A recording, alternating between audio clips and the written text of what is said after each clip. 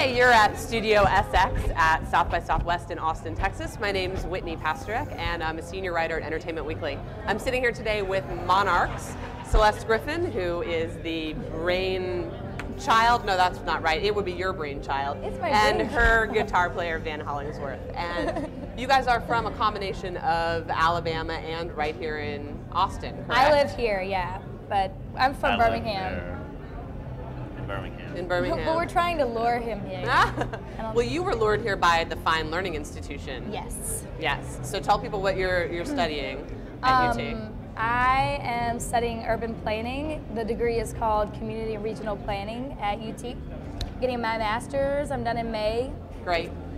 And that seems very responsible and adult. But then 3 years ago, you completely derailed it by discovering that you could write songs. Right. It's kind of, yes, it's changing my path because I was planning on going to graduate school, pursuing a career in sort of revitalization type work, and then yeah, started writing songs and started to love it more and more and more, and then now I'm just kind of like, well, when I graduate, they're like, what are you doing when you graduate? I'm like, touring, recording an album, but I don't know, I can see myself using it later, for sure. Well, you were talking about how you want to make artist spaces. Yeah, like take old buildings and turn them into art spaces and art centers and community centers and that sort of thing. Yeah. So.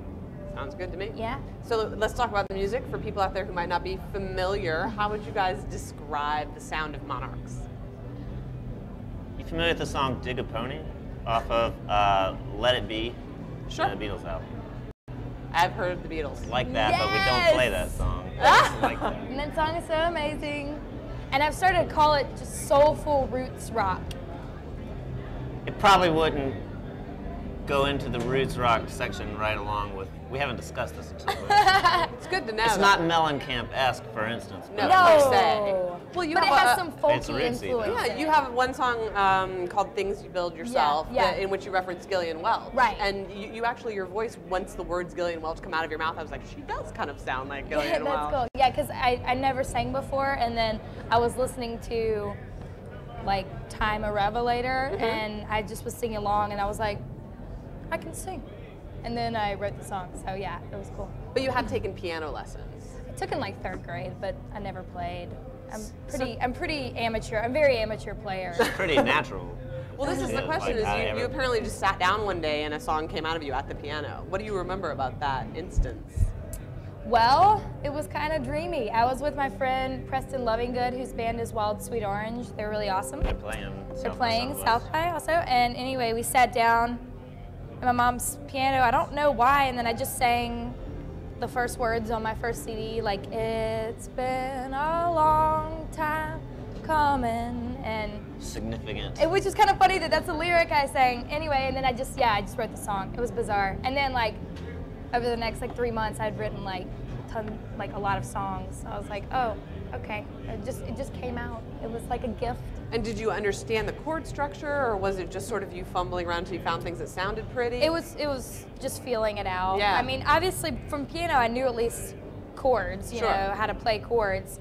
I don't know if I've progressed that much further, but so yeah, it was just by ear. And then what sounded right. You found some musicians to play with you. Exactly. And then I got people around who know way more about technical stuff. What was the shape her music in? What shape was her music in when she came to you? I mean, good. Actually, my older brother was playing, did guitar for her on a couple gigs. He plays in Connor Oberst's band. He's pretty serious. Taylor Hollingsworth. He's awesome.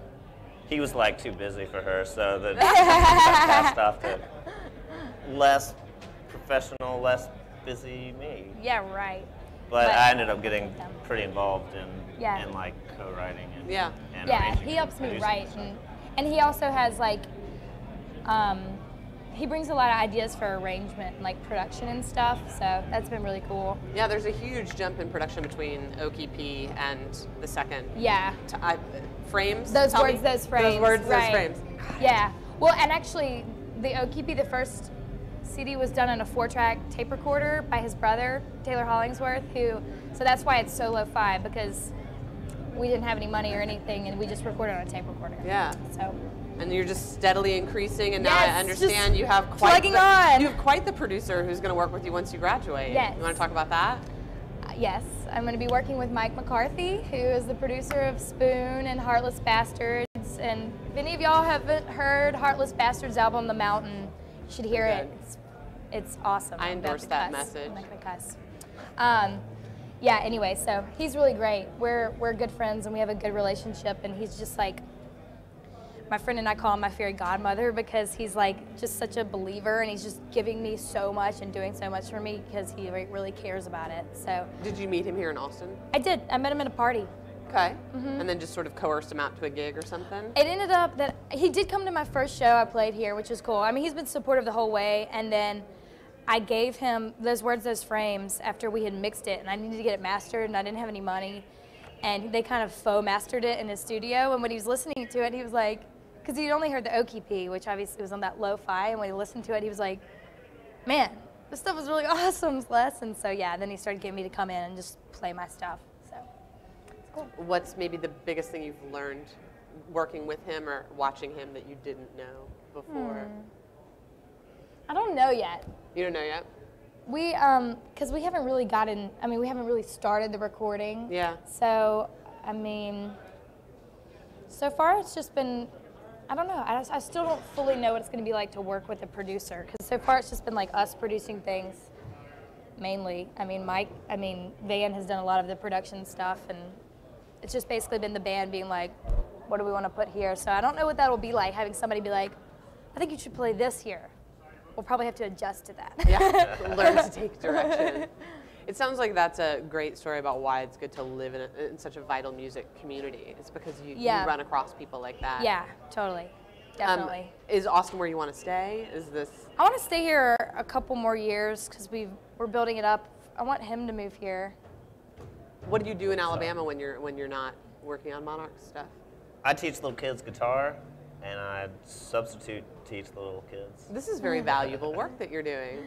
Yeah. You can't take him away from the children of Alabama. He can play, he can teach these children, the children in Texas. I could probably do that here Hopefully, too, well, but I do have a band.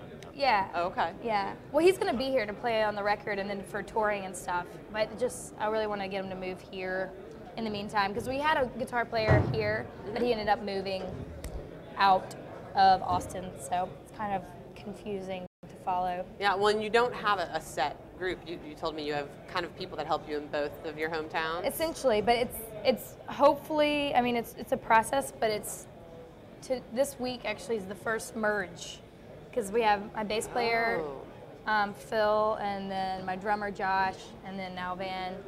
So it's coming.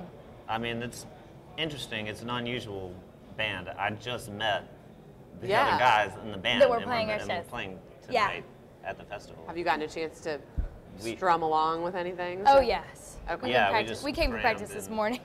We just came from practice. Yeah. Does the vibe feel okay? Yeah. Oh, absolutely. Yeah. She's got great musicians here, as she did in Birmingham. Yeah. What is she like on stage, as I've only heard her on record? I would say sexy to quite.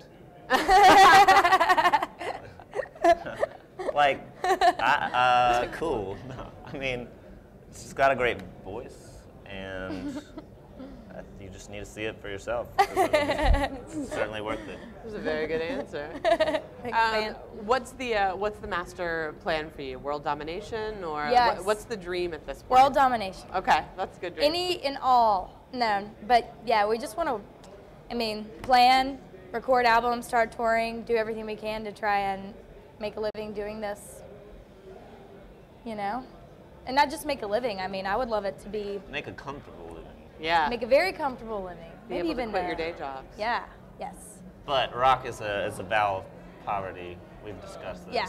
I'm willing to take the vow of poverty. You are? Yes. That's what I'm doing. I graduate in May, and I'm taking the vow of poverty. She's got higher level degrees in real things. She could be doing real things for a living, but I'm trying to convince her to throw it all away, and just be like you said. Well, no, and I want to do it, I may have to get a job in between things, until we start getting paid. Obviously, there's all those logistics. There's that.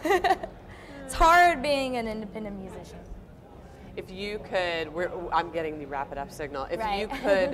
if you could play anything, anywhere, a show, a festival, a gig, a venue, what would it be? Let's set the bar as high as it can go. La Cigale in Paris. Dude, I'm from Texas. I don't even know what that is. Well, I don't know. It's just a really, really awesome sounding venue, and I love Paris. And there's a really cool recording of Cat Power playing that, and I think she's awesome. And I don't know. What about you?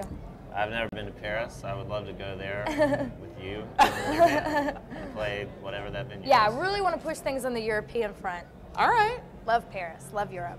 This sounds like a plan. Yes. Excellent. Well, thank you, Monarchs. Thank you. And thank you. And we'll see you guys next year, tomorrow, later, whatever. Okay. Good luck. Thanks. Tonight at the Ghost Tonight. Room at 9 o'clock. Yes. That's when This we'll see won't be you. on for 2 Right, days. yeah. Nobody will see you. Okay. It's Friday and Saturday. It's okay. Should we Those weren't say? official, Oh. but it's all right. So we can't say them. I don't know. It's okay. Should we say them? I don't know if we can edit that in. Sure. It's Okay. I so was raw. meant to. Come back in. Yeah.